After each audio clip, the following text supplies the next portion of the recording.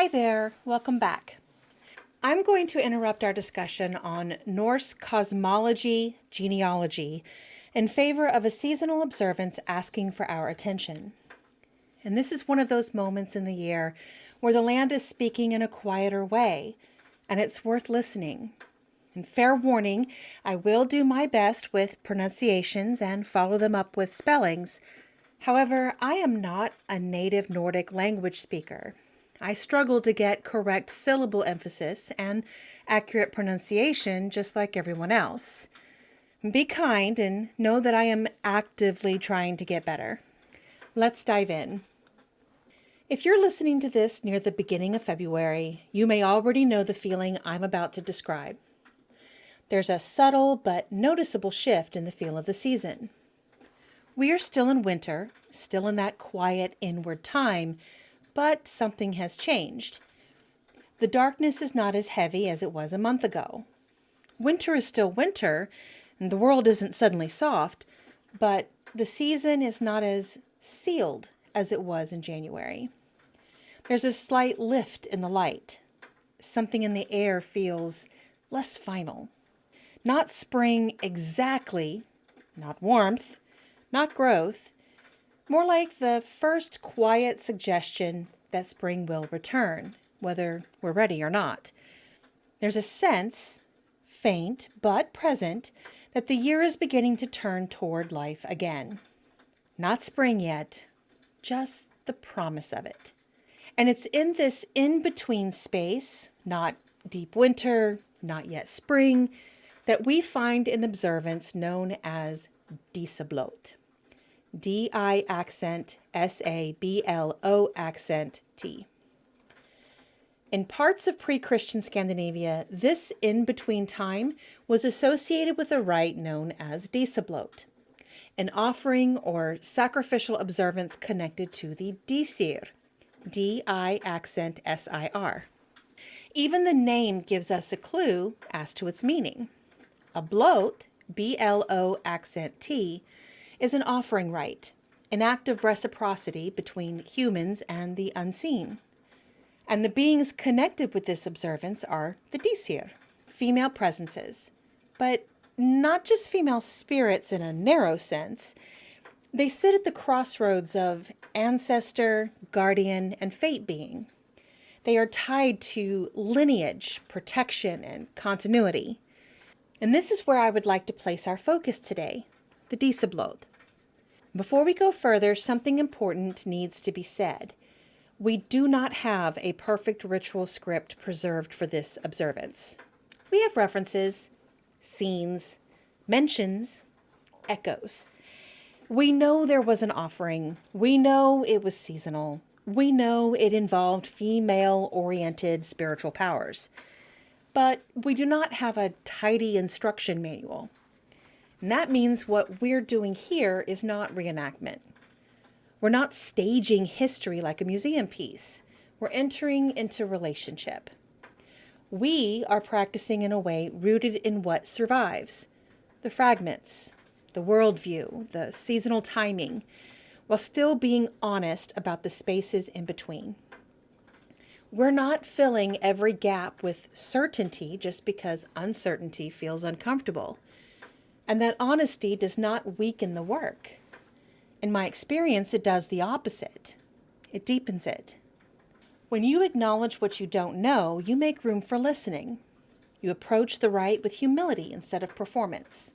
You're not trying to prove authenticity. You're showing up with attention and care.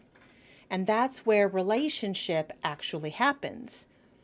Living traditions were never static. They shifted by region, by family, by season, by need.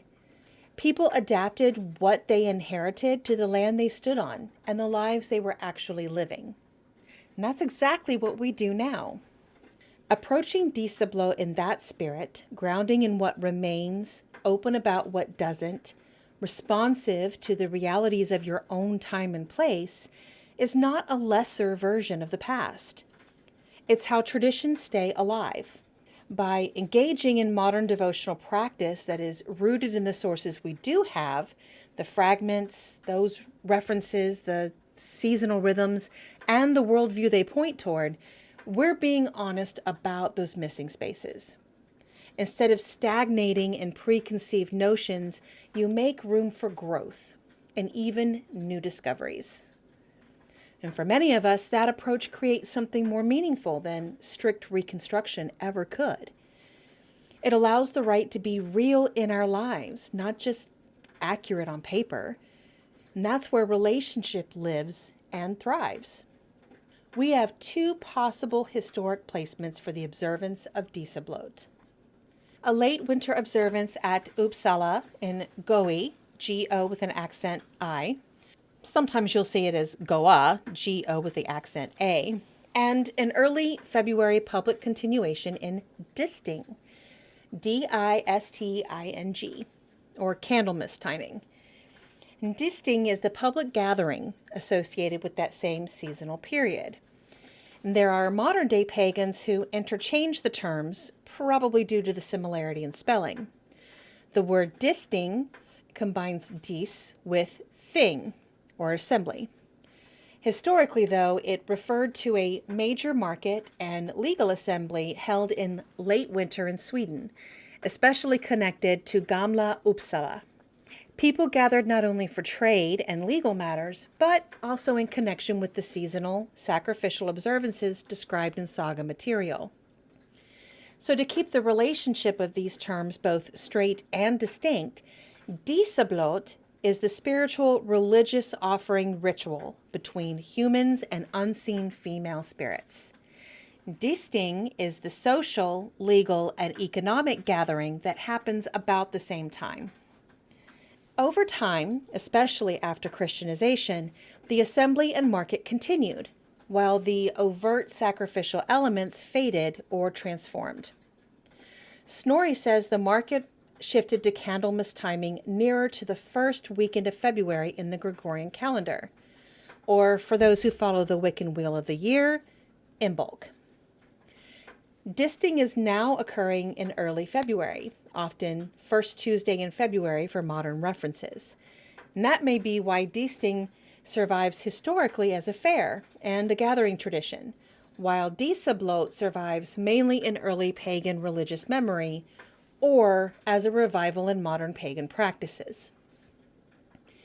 Different regions likely observed according to their needs, geography, and communal beliefs specific to their area. This is important for modern timing because when Christianity moved into a region, ritual and social gatherings didn't necessarily vanish. They often just shifted and relabeled to fit the parameters of the new religion. Now that we've discussed timing a modern Dísablót to the month of February, let's look at another possibility.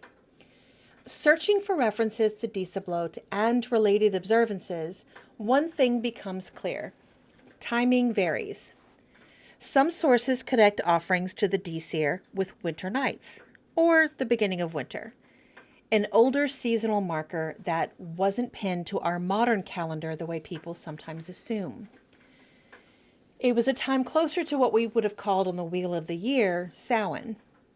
Modern heathen groups may place Dísablót within that winter night's holy tide, sometimes even paired with Alfablót as a complementary ancestor-oriented observance.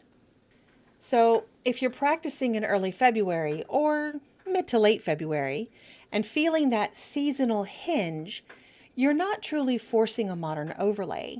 You're participating in a rhythm that has long been meaningful in the North, even if the exact dates moved around by region. And that leads into a bigger point I want to emphasize for modern pagans. Seasonal rites aren't always about exact dates. They're about the feel of the land and the needs of the people, which means you can honor Dísablót in early February without having to defend it like a thesis. And you can also honor it at another winter threshold if that's how you practice. I place my rite in early mid-February because it matches the turning of late winter where I live, and because it keeps the practice seasonal rather than purely date-bound. Why placing your Dísablót near this time works? It's directly aligned with the Goe timing in the Saga tradition, and it naturally lands in mid to late winter depending on geography. But if you really want something a little more predictably scheduled, there are some loose guidelines to try and pinpoint it for yourself. I say loose, and what I mean is really loose because it's total UPG at this point. For Dísablót, the best attested placement system might be a combination of seasonal plus calendar month plus civic gathering. It's not really tied to a lunar formula the way that Yule can be calculated. If you want a moon-based rule, even if it's a modern overlay, the most defensible way is to tie the moon to an already attested seasonal window rather than inventing a complex or even completely new rule.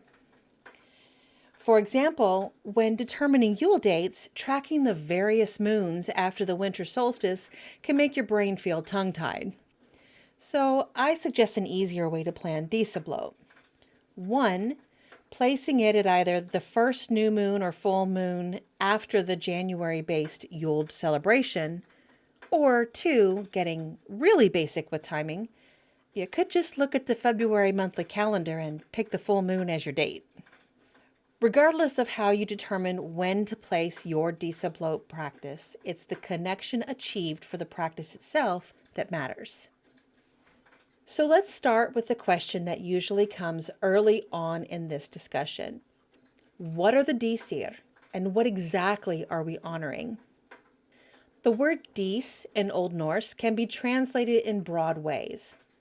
Lady, woman, sometimes even goddess or female spirit.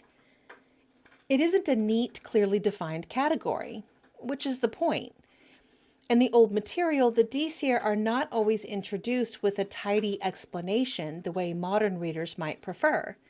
They simply appear as beings you're supposed to know exist, or whose presence is assumed. And this approach tells us something about the worldview at that time.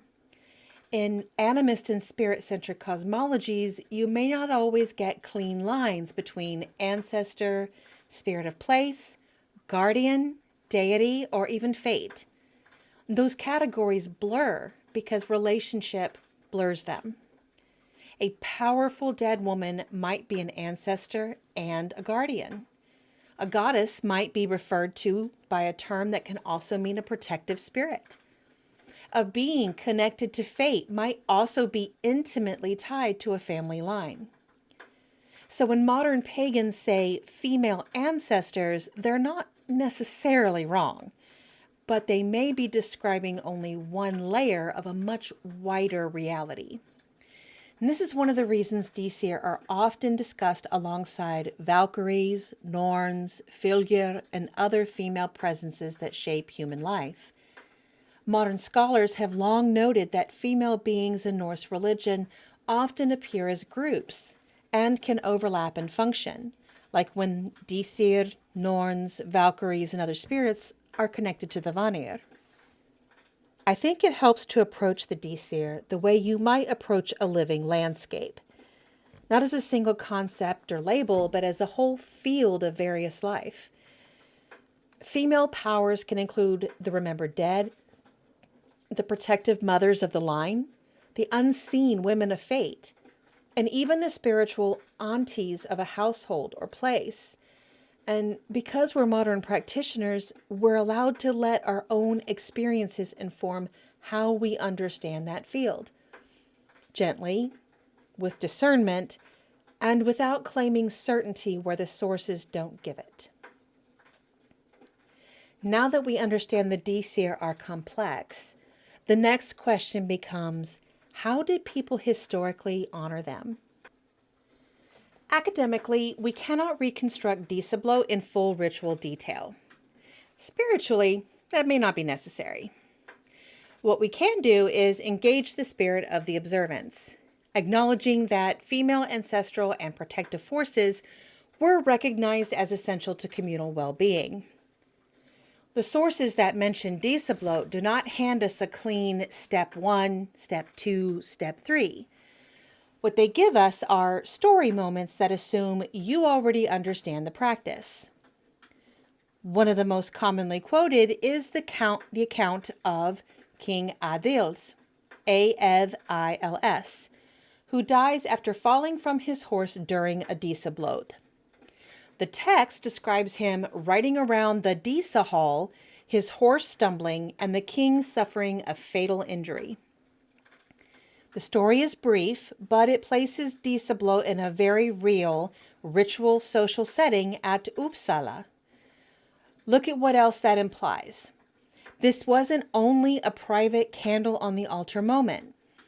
In some contexts, it could be a major public gathering with political and social weight, tied to the assembly, tied to the market, tied to community continuity, tied to the distinct gathering. Another episode of lore detail in one version of the Hervarar saga, Hervarar, there's a reference to the rite being performed by a woman, Alfhild, who is reddening a hörger with blood during the Dísablót. A hörger, H-O with an umlaut, R-G-R, or heap of stones, is often an outdoor stone altar or cairn used in pre-Christian Norse paganism to perform sacrifices and rituals dedicated to the gods, unlike a hof, which is a roofed indoor temple. Whether we take every saga detail as straightforward history or not, the image itself is revealing. Women connected to ritual action, women tending the holy place, women participating in the sacrificial cycle, women remembering the sacred songs and prayers for the community.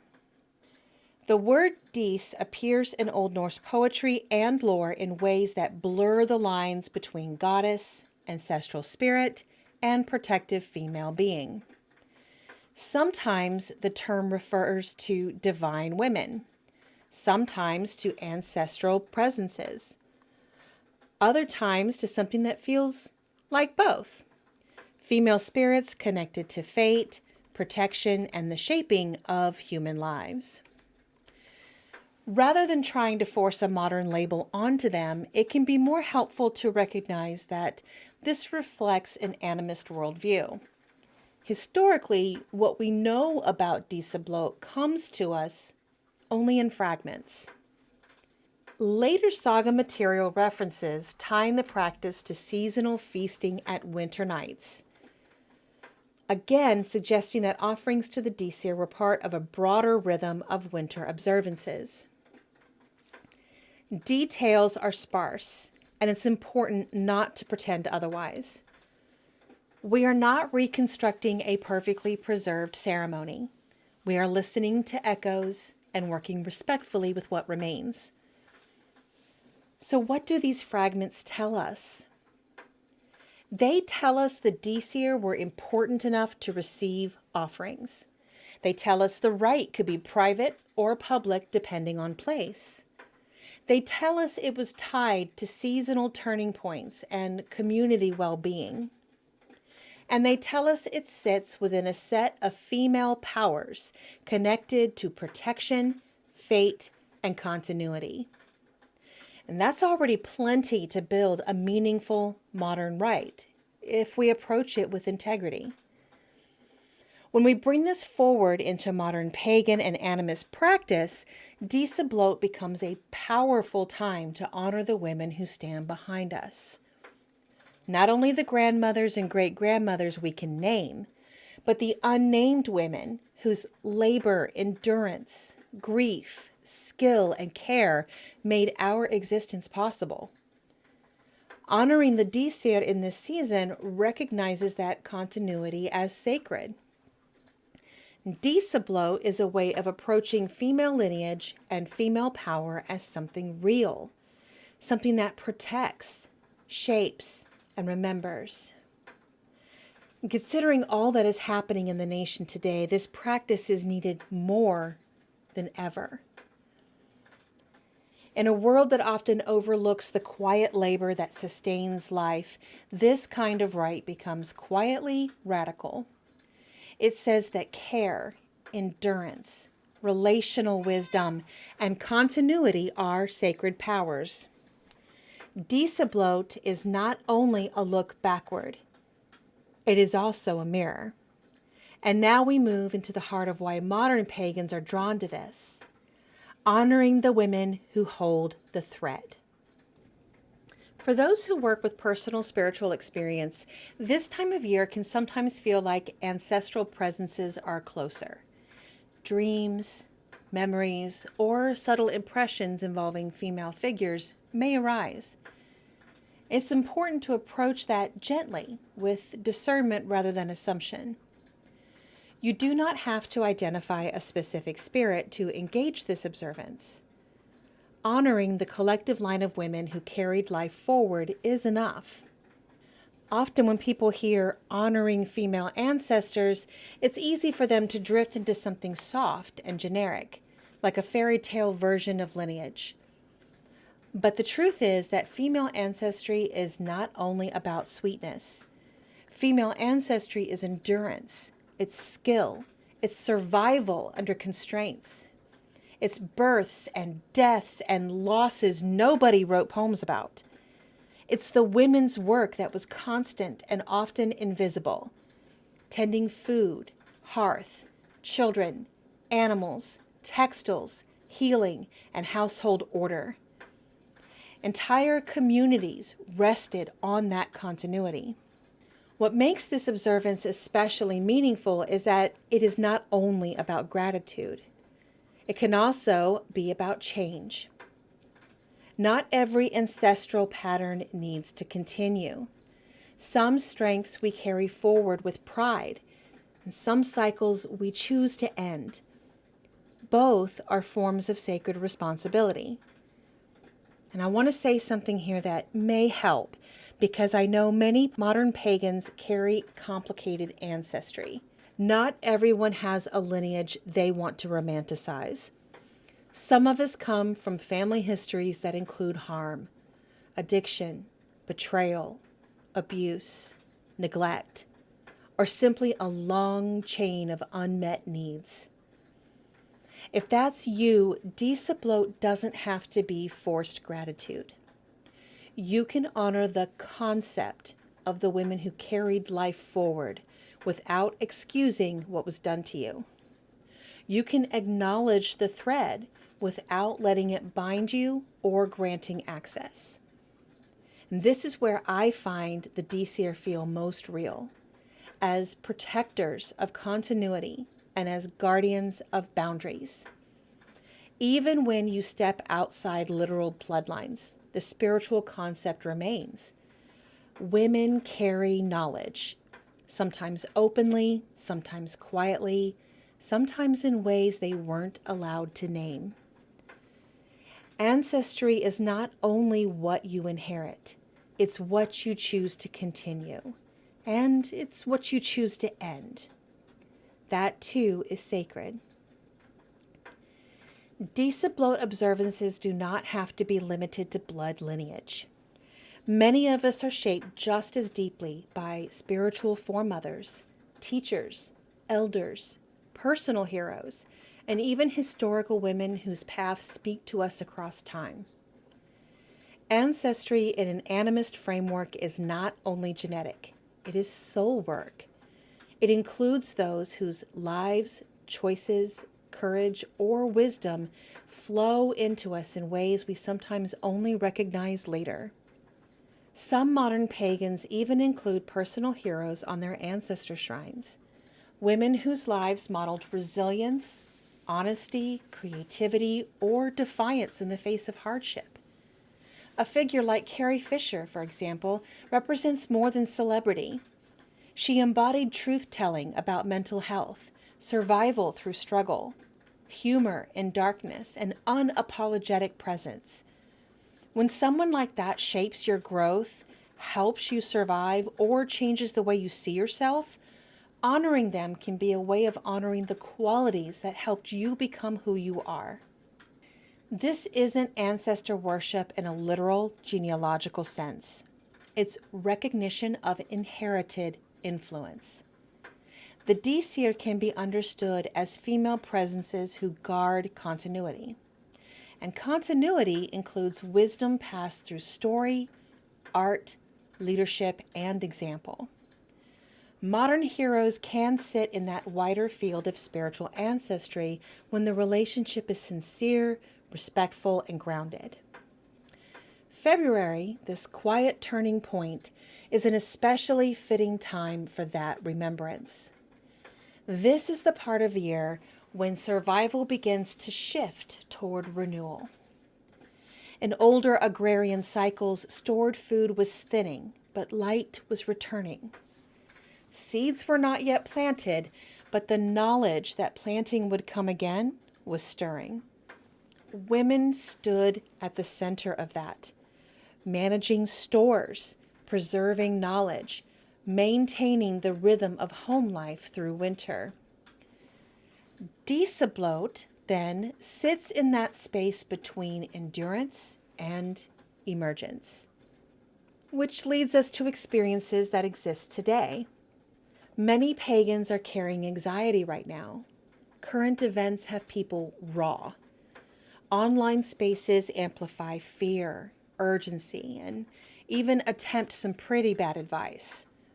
When you're a spiritually sensitive person, it's easy to start interpreting every spike of emotion as a sign, a warning, a message from the gods, a looming omen. But ancestral work is not meant to make you more fragile. It's meant to make you more rooted. So if you choose to work with Dísablót in this season, I want to offer a gentle framing. Don't approach the Dísir as if they're another source of pressure. Approach them as a stabilizing presence, the foundational groundwork for who you are today, a reminder that you come from survival and you are not alone in facing uncertain times. This is where modern paganism and witchcraft can meet the lore in a living way. In witchcraft, we understand that power is often domestic before it is dramatic. The hearth is a working altar, whether you call it that or not. The hands that clean, preserve, stitch, cook, heal, those are spell hands. And that's why Dísir blur into fate being territory. The ones who carry continuity are also the ones who shape outcomes. And in an animist worldview, the home itself becomes a being you are in relationship with. So honoring female ancestors is not only about looking back. It's also about recognizing the kind of power that doesn't need an audience. Now that we have timing and context outlined, let's talk about a way to incorporate this into your seasonal workings. I am not claiming the Norse did it this way. I'm offering possibilities for a tradition or practice that connects us to the past while allowing for the needs of the present and future, which is very much in the spirit of honest modern practice. From a devotional context, this might look very simple. Light a candle and speak the names of women you remember. You might place bread, milk, or another familiar food as an offering. Not because it's exotic, but because it reflects nourishment, a theme of continuity and home. The act itself matters more than the display. You are acknowledging relationship between you and those who came before. From an animist perspective, this can also include the home and the land. Houses hold memory. Land holds memory. The women who lived, worked, gave birth, grieved, and persevered did so in places. When you honor female lineage, you are also touching the layers of lived experience that exist in the spaces around you. So the next question might be, what is an offering that is real, ethical, and meaningful in your life? For many people, traditional offerings such as the foods listed, or ale or mead, feel appropriate. Simple, nourishing, rooted in household ceremony. There is something symbolically consistent about that. You are offering the kind of substance that keeps life going through winter. Modern symbolism can go deeper than food, however. Some of the most powerful offerings to female ancestral lines are acts that restore the thread, repairing what was broken, keeping a promise you once would have abandoned, learning the skill that no one taught you, creating safety where there wasn't safety before, ending a cycle gently instead of continuing it loudly. Those are offerings too, and they are very much in the spirit of Disir as protectors of a line. If you want to do this as a home rite, here's an example. I've put it in a structure that keeps it simple, steady, and in the spirit of Blót as relationship. First, prepare the space. Not in a panic because you forgot what day it was, with care. And while we all prefer a home that is clean and ready for any sort of magical working, don't stress to get there. Pick a space and tidy the area where you'll sit. Light a candle to establish the area as sacred for your purposes. If you're animist, greet the home. Acknowledge the room as a being that holds you. Second, name the season. Say something like, "We are in the turning of winter. We can see the light returning, and the year begins to move again towards renewal." This anchors you in time. It sets the mood. Third, call to the Disir in a way that fits your theology. You might speak to female ancestors of my blood, or the women who shaped my line, or the protective mothers of my people, or simply to the Disir known and unknown who guard the thread. If you would like something with some meat on its bones, try this. Mothers and grandmothers of old, sisters and daughters, ancestors of hearth, ancestors of heart, ancestors of land and home and blood, you that have gone before, I call to you in recognition and continuity. For your sacrifices and your tears, I honor you. For your joys and strength, I honor you. I stand here at the turning of the year, a child of many lines and memories. I am the next row of the tapestry you wove. I build upon all that you shared, all that you were, and I carry forward what is most needed. Blessed Disir, I hold this space for you. Fourth, offer something real.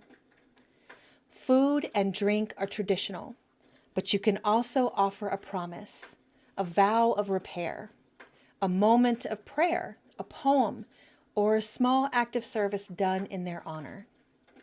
Write it down on a piece of paper and read it out loud. Then, when the action is complete, burn it. This not only shows that you understand the connection from past to present into the future, but also shows accountability for the words spoken in sacred space. Fifth, speak names if you have them. If you would rather not, that is okay. If you don't have names or don't want to use names, speak roles instead. My grandmothers, the women who endured, the women whose names were not recorded, the women I carry in my bones. Sixth, ask for what is appropriate. Not riches, not control. Those things are not for the Disir to grant. Ask for steadiness, discernment, and protection of your boundaries. Ask for wisdom in the choices you are making as a living link in the chain that began with them. Seventh, close with gratitude and release. Keep it simple. Thank you for what you have carried. Thank you for what you still guard. Go in peace and remain in right relationship. That's it. And if you want to extend it, you can follow with a meal, a toast, or a quiet moment of journaling on questions like, what am I continuing and what am I ending? What kind of ancestor are you becoming? A quiet reflection that fits this season might be, what did I inherit? And what am I reshaping? Those questions bring Dísablót into the present. We are not only recipients of the past, we are also future ancestors. The ways we set boundaries, heal, choose differently, or build more stable lives become part of the lineage that follows us. This is where Dísablót becomes not just remembrance, but transformation. I want to close this episode by bringing us back to that central thread.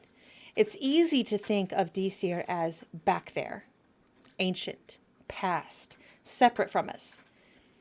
But the more you live with this concept, the more you realize it points forward as much as it points back. If the Dísir are female powers who protect the line, then every time you act with integrity, every time you hold a boundary, every time you create safety or continuity where there wasn't any, you are feeding that same current. You are participating in it. Dísablót is not only remembrance, it is transformation. We are all future ancestors. The ways we heal and build stability become part of the lineage that follows us. One day, whether through bloodline, spiritual lineage, or the quiet influence you leave behind, you may become the kind of ancestor who guards someone else's thread. Remember, a Dís is not only honored, a Dís is becoming.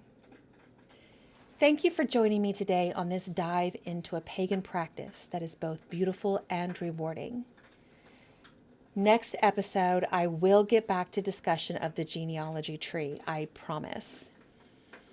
My lovely little heathens and heathen friendlies, have a wonderful week as we count down the days of winter. Keep those layers on and cuddle those you love. Remember your connection to the divine, and with all the chaos going on in the world, don't forget to find your sacred breath.